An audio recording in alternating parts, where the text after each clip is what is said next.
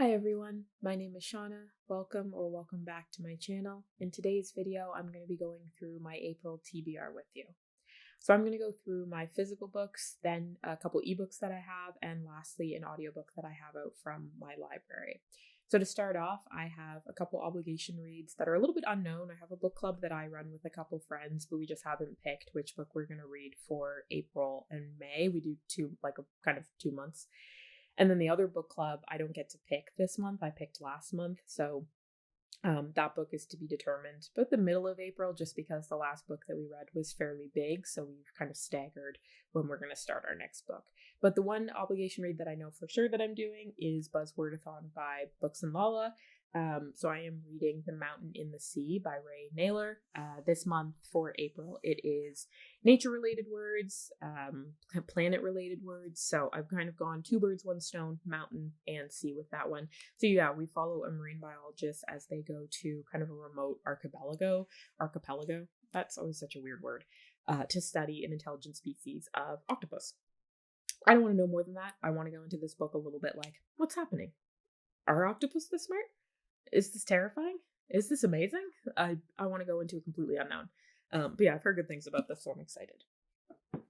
The next book I'm going to read is The Wandering Earth by Cixin Lau. Technically, this could have counted, I guess, for the planet nature related words, but I was like, is this too on the nose for planet, like Earth? Anyway, this is a collection of science fiction short stories. There's about 10 in this book. This is the same author that wrote the Three Body Problem series. If you have heard of that or read that, or you can actually watch it now. It's on Netflix as well. I don't necessarily know how good it is. I haven't myself watched it, but it was a really, really good book series. I liked it a lot. So I'm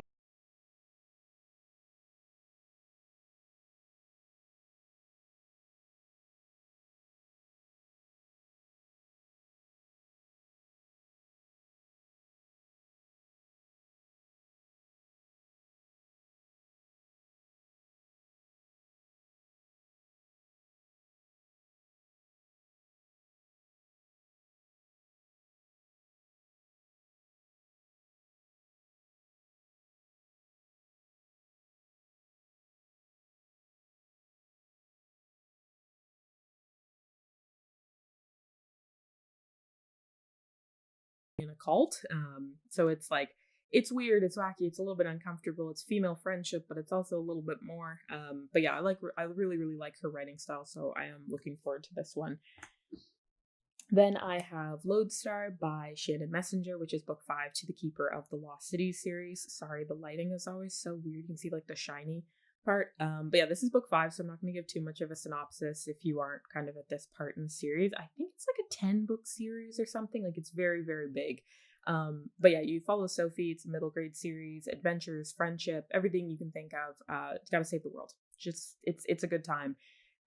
They are chunky books. They are getting longer and longer every time I pick them up, but they are really fast reads. So they're nice palate cleansers between heavier stuff. And speaking of heavier stuff, I do have a book called Complex PTSD From Surviving to Thriving by Pete Walker. You've probably heard of PTSD. It stands for Post Traumatic Stress Disorder. It's usually a single triggering event, most associated with war, but it could also happen in schools. It can happen at work. It can happen at home. But complex PTSD or CPTSD is more repeated trauma. So it happens usually in your developmental years as a child. You experience repeated physical, mental, or sexual abuse. You could experience neglect, abandonment. There is really a whole host of it, but it does really affect your developmental stages, which then affects your thinking patterns and processes as you get older. So yeah, I've been learning about this topic for the past year, 2 years. It's something that's really, really dear to my heart, so I'm always looking for more content on it. So if anyone out there knows more about complex PTSD or has really good book recommendations, documentaries, podcasts, anything, please send it my way because I am always looking to learn more. But yeah, this book is fairly short, but I do think it's going to pack a lot of punch with this one. But it's going to be a heavy read for sure. So I have a bit of a palate cleanser with a graphic novel called The Math Keeper. Imagine The Moth Keeper by Kay O'Neill. This I would have talked about recently in my book haul video because I just hauled this very, very recently. But yeah, the Moth Keeper is a great honor. It's a great responsibility to be this because the moths are so vital to this community and village. And so you follow our main character, Anya, who becomes a Moth Keeper, but kind of starts to question that responsibility, starts to question that position. And we kind of see as they move through it. I will just show a little bit of the art style because holy smokes, it is pretty. But yeah, I definitely will need a little bit of a palette cleanser this month, so I'm looking forward to it. And then the last couple books I wanted to mention, I have a couple of ebooks, which is We All Want Impossible Things by Catherine Newman. So this is following another female friendship between Eddie and Ash. They have been friends, I think, for like 40 years or something, but sadly one of them gets terminal cancer, and you basically spend the rest of the book reflecting on their friendship, the life that they've, kind of lived together adjacent to each other, the fights they've had, the marriages, the children, everything, as they basically prepare to say goodbye to each other. So I think it's going to pack a punch. I think it's going to be a really emotional read, but I've heard good things. And then the last ebook is Natural Beauty by Ling Huang. This is like kind of a recent release, 2023. I think it's like a shortish horror story.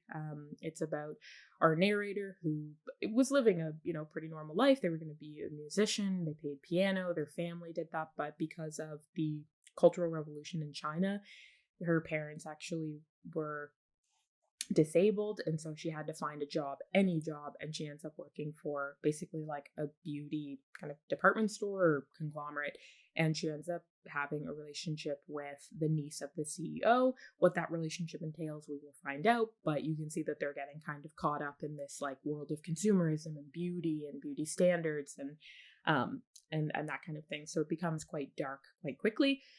Really excited. I have heard really, really good things about this. I'm not a huge horror person, but this month I'm throwing in a couple options because I'm like, I don't know. It's like every time I think about like A24 movies and that kind of thing, they just like, they just get under your skin, and I'm like kind of looking for that at the moment, and I don't know why.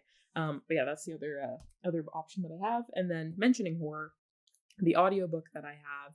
Sorry, I take out my phone so I never know. Is it worth trying to show you my phone screen? I feel like not. But anyways, I'm going to read Out There Screaming, which is an anthology of horror short stories by Black authors, and it's edited by Keegan Peele.